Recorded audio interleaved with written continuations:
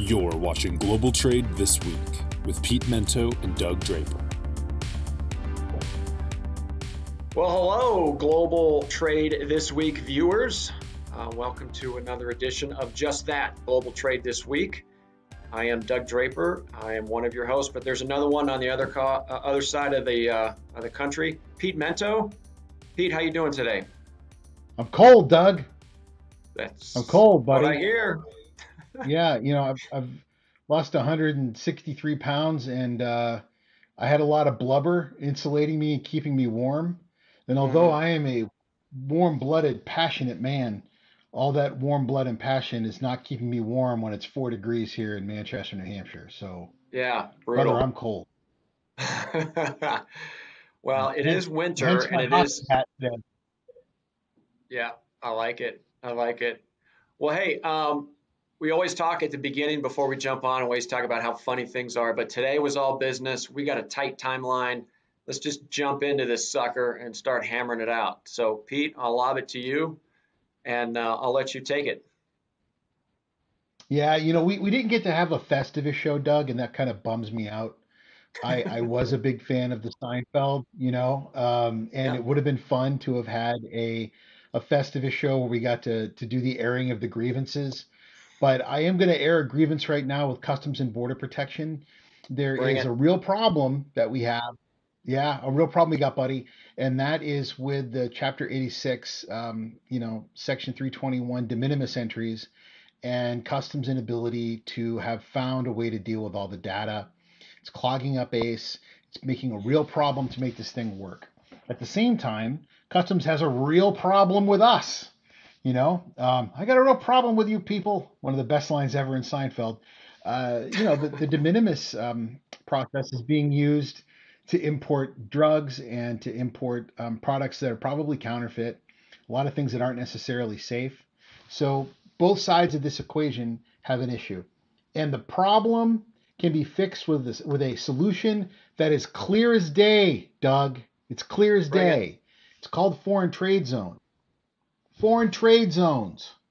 The easiest way to deal with this is to allow us to distribute goods for de minimis through foreign trade zones, an area and a piece of geography that is not considered part of the commerce of the United States, that allows for us to re-export products to other countries, that allows for us to manufacture, do zone-to-zone movements.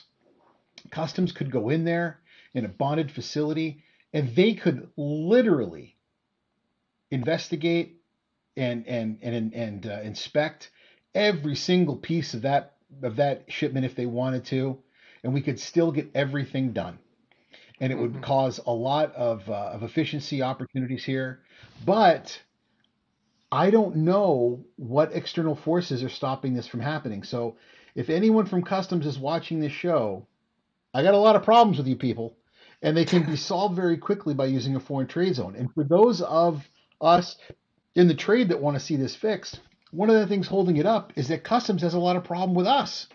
And that's that they need to start inspecting more of these de minimis shipments, and that can be easily done in a foreign trade zone without significantly hampering the movement of these goods.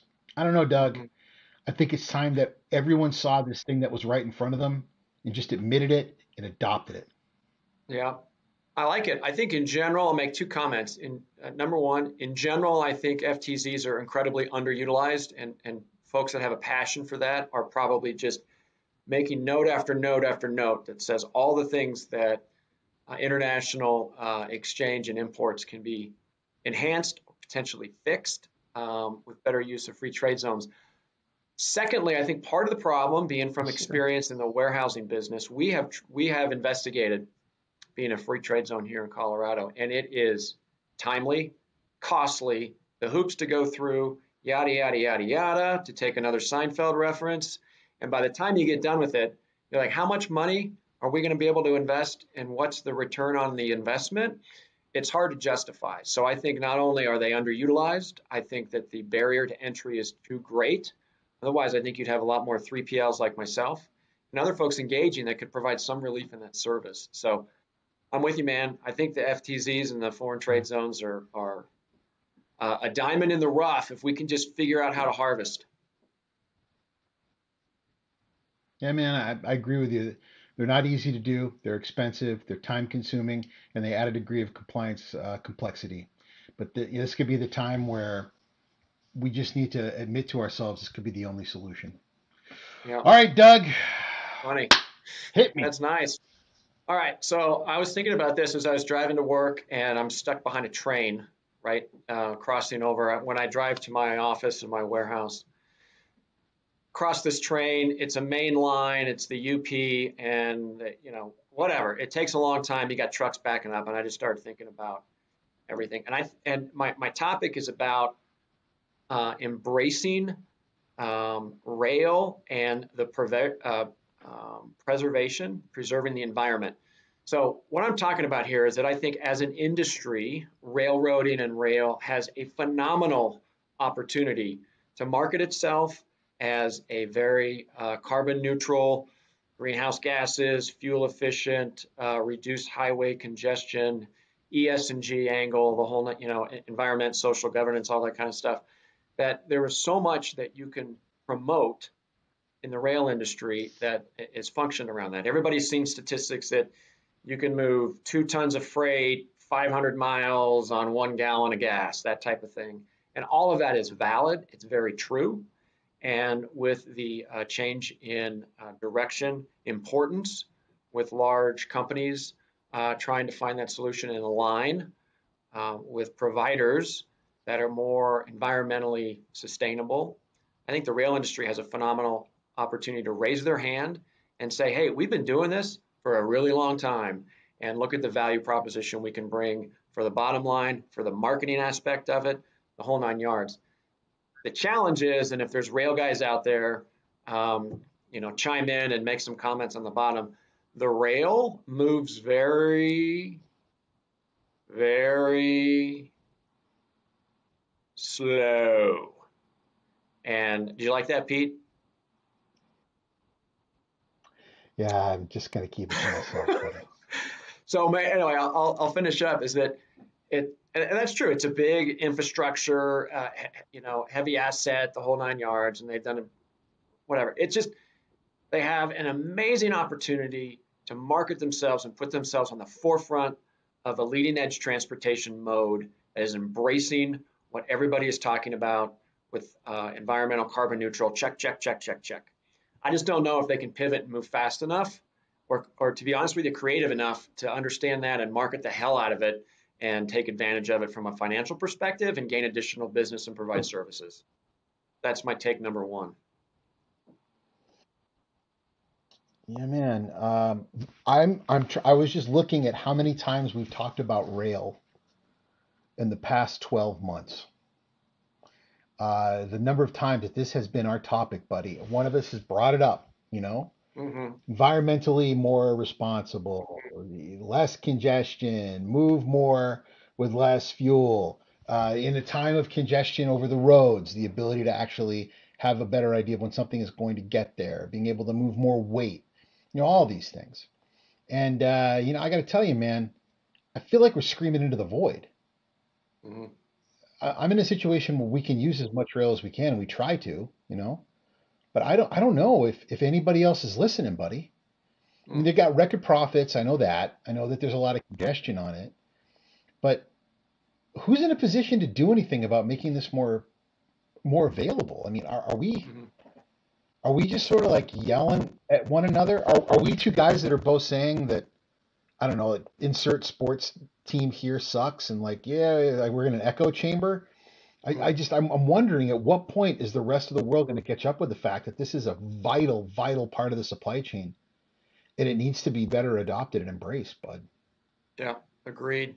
One point of clarification: when I was making fun of it being slow, I'm not talking about the actual movement and the time. I'm talking about decision making. It's this massive train or vessel that takes a lot of time to move. But I don't know, man. Something's got to click, because there's a potential opportunity, even just from a marketing perspective, to just crush it and really stand on the forefront, and then really back it up with what they are really doing, which is moving a hell of a lot of freight a very long distance and having very few emissions. Doug, I got an email from one of my ocean providers this week that had, you know, a European service basically from China all over Europe. And Hmm. a couple of years ago, I'm like, nah, whatever. Now I'm like, oh, tell me more. Oh, please. It's like, oh, yes, tell me Yeah. about your inter-European China service. I'm like, ooh, and the costs on it, honestly, are in line with what I'd pay over water. So maybe Hmm. it takes longer. Right now, who cares? If it's an inexpensive solution, I want it. And for North America, when you cannot find containers into Canada at this point, you can't find a cross dock anywhere on the East Coast. Good luck finding something in Seattle. Good luck finding something in Portland or Long Beach. If there's some way that you can move that stuff into Canada over the rail, if you have long-term agreements and rates and capacity, you are a rock star right now. So Hmm. I'm with you, man. Yeah. I'm with you. Yep. So that and Yep. that Yep. brings us to everyone's favorite portion of the show, Doug. Halftime brought to you by Cap Logistics. Yep. And given that it's halftime and I started, what's your halftime this week, Doug? Yeah, this one is interesting. It's not I'm not talking about crispy French fries this go around. I'll tell you that. But I read something that the average American reads 12.6 books in 2021. Now, to me, that seems like a lot. That's one a month, but that's the lowest number it's been since 1990. And my question to you Wow. is it streaming services or is it podcasts like the awesome content that we push out every day? What's your take on lack of reading books and engaging with the tangible novel? Great question. I'm going to say that books were very popular at a time when there was less competing for your entertainment dollar, and I firmly remember when cable at my house was like 25 channels, and when I had a limit of 60 minutes a day of my Atari, and if I wanted to do something that didn't involve me running around outside, I read a book. And when I was at Yeah, sea, books were currency. When you finished reading Hunt for Red October, there were five other guys that wanted to read it. So it was different. Now so much written content is available online, and so much of the verbal stuff, like you're talking about podcasts. Elon Musk said that he envisions a future where the written word will be utterly unnecessary. That it will be everything will be will text to speak into something that will give it to someone else via audio. That any information will be done digitally through videos. And the more I hang around this technology world, the more realistic I think that is. You're really onto hmm, something there, Doug. I think people just have so many other competing things for their eyeballs. I think books are losing out. yeah, I would agree. What you got, my man? Halftime. You know, it's funny because yours, oddly enough, sort of dovetails into mine in a weird way. I took my daughter to see the new Spider-Man flick, which, by the way, is fantastic. Okay, Hmm. it is fantastic. And we went and saw it in the theater. We are nerds, as you know. We love the comic book movies, which apparently you have no interest in. We love the Star Wars flicks. We love any big CGI explosion movie. And there was nobody there. There's nobody there. And on Sunday, uh, girlfriend and I head over to the massive Cinemaplex down the road for the afternoon showing of is it the 355, the lady spy movie, Only Hmm. people in the movie theater. 3 o'clock on a Sunday. Only people there. Had the nice big reclining seats, we got some sodas and just sat there. I can't eat popcorn anymore, but I brought my healthy snacks, and it was like watching it at home. No one else was there. So I'm asking you, Doug, big cinematic releases, go to the movies, don't go to the movies. Because for me, I want the big picture and the massive sound. I got an 85-inch television at home, and when I can have a 200-inch one, I will. But I'm Hmm. always going to want to go to the movies, buddy. What about you? Yeah, yeah. So first of all, do you know who's super into Marvel movies? That guy right there. You're going to say Troy nerds, loves aren't them. you? No, not well, Uh, nerds for sure, I but see. Troy, he's into it as well. But I had a completely different experience. Pete, I went and saw the Marvel movie with my two kids when they were home over break. We went in, we were on the third row because the place was packed. So we got rubbernecking. But here's the cool thing. At different parts, when the hero had success, the crowd cheered and laughed and clapped. And you look, and I was literally row one, so I just looked behind us. The place was full, and people were wearing masks. They were doing what they were supposed to be doing, and I'm like, this feels good. So I'm surprised that you were there. So to answer your question, absolutely, the blockbusters need to continue to come out and put on these massive screens and have cheering and yelling for the protagonist and have a hell of a good time. So I'm sorry you had that experience with families and girlfriends. Yeah, but this is New Hampshire, right? So you could have walked in there without a mask on with your AR-15 over your shoulder and a loincloth, and nobody would have cared. So, it doesn't really matter.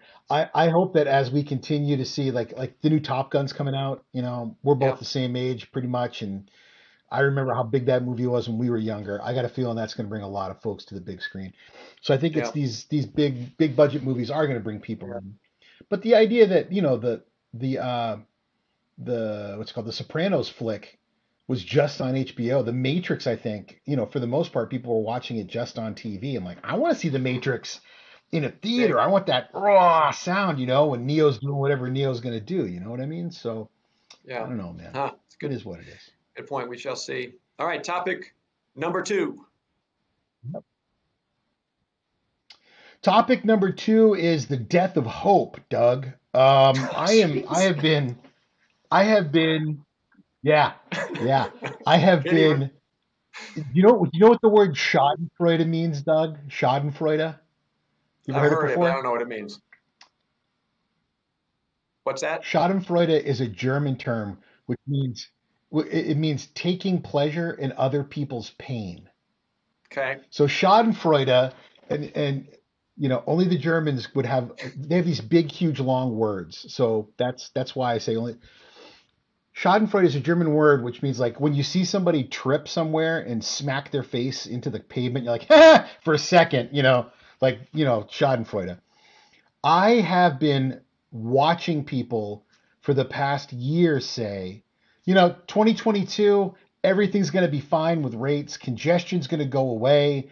Chinese New Year is going to be approaching in early 2022. Everything's going to be awesome, right? And on this show, you and I have been sitting back saying, you might want to slow your roll. Like you might want to sincerely rethink that because there is nothing in the global economy, geopolitical landscape, or logistics infrastructure that leads anybody who's paying any attention to think that's the case. And Doug, I have been experiencing tremendous schadenfreude watching the death of hope of so many people in and out of this industry as they realize my rates are going to suck for the coming 12 months. And if there is any opportunity at all for things to get better, it's going to happen at some period, probably in the middle, like 2023, if I'm lucky, when more capacity comes out on the water. And then the ocean carriers, they're going to ratchet that stuff around. Like they're going to play some games with me because they've gotten used to making this money. Well, I just sit back, sipping my cold brew, having a hearty ha ha ha to myself while they trip on the sidewalk and smash their face on the pavement because everyone's been saying, I told you so, as they've been walking towards their doom. Yes, Doug, I have been enjoying the death of hope. Oh my God. It needs to warm up in New Hampshire I'm a because horrible person. so honest to God, Pete, this is, and to the audience, this is no joke. So when we do these, I come home and have dinner with my wife, and she's like, "What'd you guys talk about?" And she kind of cares, but doesn't really care. She kind of understands what I do, but doesn't really. Mm-hmm. And I say, "Oh, we talked about this and stuff." And tonight, she's gonna say, "What'd you guys talk about?" I'm like, Pete talked about the death of hope," and the room is gonna become deadly quiet, and her fork is gonna drop, and I'm gonna be like, I'm not even kidding." But you put it into a context that we all Yeah. understand on this show because you're right. The hope was it will get better. And like we've talked about for almost a year now, reality is no. So, but Crazy. Nope. And everyone had better pray to whatever magic person in the sky that there is not a port strike. Because if there is one, oh, oh dear me. Hmm. Christmas won't just be canceled, our lives will be canceled. We're all going to be at work 16 hours a day dealing with that mess. Yeah. But Yep. deep Yep. breath, everyone, deep cleansing breath, because I'm sure Doug's Yes. got a real good, happy piece of news for us now. I do. We're going to counter the death. Next time you talk about death of hope, make sure you wear a black T-shirt and go Johnny Cash style. But well, I'll take the yellow Well, this time. I've got 4 layers on right now, buddy. I've got 4 layers on to keep warm right now. Nice, nice. I love it. So yes, there is some hope. I'm gonna pivot, and I'll tell you where there is hope. Is East Coast, Gulfport, and Southeast ports, the small guys. And you love how I have all these little acronyms and stuff. This is an acronym, but if you said, you know what, Pete, East Coast, Gulfport, Savannah, Georgia, you got next, because those ports are going to crush it in 2022 because people have realized you can go into a smaller port when all hell's breaking loose in LA and Seattle and New York and blah blah blah blah blah. People realized you can't access these smaller ports, and you know what? The freight got through, and it got through pretty quick and pretty efficient. So I think you're going to see a tremendous amount of engagement, infrastructure, um, uh, financing, money, incentives, land grabs, terminals, public-private partnerships, everything. You're going to see a boom around the small to medium-sized terminals in the upcoming years because we dabbled in that arena when all hell was breaking loose in Southern California, and people realized, maybe I should have been doing this all along. So I'm very bullish on the smaller East Coast and Gulf Coast ports to really make an impact beyond just a release valve that they were last year. They're going to grow, stick around, and if you're a service provider, like you have been most of your life, that I have been most of my life, you need to get to those areas and start providing services and infrastructure because it's coming. And I wish the best for those smaller communities, and I think that's going to be a real renaissance in those markets.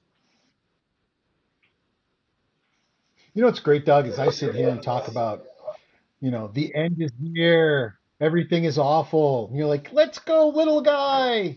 You're just sitting there rooting for the underdog while I'm talking about how Yeah, everything is going straight to hell. I think that's wonderful. Yeah, yeah, that's wonderful. I agree with you that little ports are definitely making it, but I don't know that there are really little ports left, pal. I think that even these little ports are growing, and that's great for them. It's great for them. Even what we consider to be little ports are seeing so much volume and throughput because of what you just talked about. And I hope that they take this opportunity to invest in infrastructure and that people give them every opportunity to continue to grow. Uh, Savannah, 20 years ago, if anybody would have told me that it would turn into what it is now, I would have been shocked. Jacksonville, if anybody would have told me 20 years ago it'd be what it is now, again, shocked. Um, and if I'm being real honest, the idea that Houston would become such an important container terminal, same thing, bud. So this is the new normal, wherever there is significant opportunity for throughput of 40s and 20s, people are going to find a way to make it work. And we should applaud them because that's that kind of creativity that our industry comes up with, bud. yeah, yeah. I don't know if it was you. We talked about Yeah. it, the pop-up port concept, that there's going to be some big players that are just going to say, we're going to set up shop here and just build it. They're going Yeah. to, own the rails. How about owning the port to get your stuff through there quickly? You've talked about that related to, I don't know if it was your Yeah. tunnels or your boring or your spacecraft or whatever crazy stuff you were talking about last, but that has been a topic of the concept of a pop-up port. There you I think go. my tunnels are your drones, honestly. Yeah, Well, that is possibly. all we have for you this week on Global Trade this week. Um, as always, I uh, I love working with you, Doug. It's this opportunity to see you get so excited and then to just dash your emotional health with whatever it is I talk about when it comes my turn to discuss things, because you get so happy and then I wreck all of it. Yeah. And I do hope that our sweet and sour chicken version of the news this week brought some joy and happiness to your life. As always, we want to thank the good people at Cap Logistics who fund and assist us with our antics every week. We want to thank Keenan, who is back in Colorado making all this happen. And we want to thank you, our audience, for supporting us. And if you do need help with logistics, always consider reaching out to our good friends at Cap Logistics at www.caplogistics.com. And if you have any questions for the show, you can always reach out to Doug and I, always available on LinkedIn. And if you have any comments as well, we'd love to hear from you. And with that, Doug, I can't wait to hear about the missus's reaction when she hears about the death of Hope. And I can't wait to see you next week, buddy. All right. Perfect. Thanks, Pete.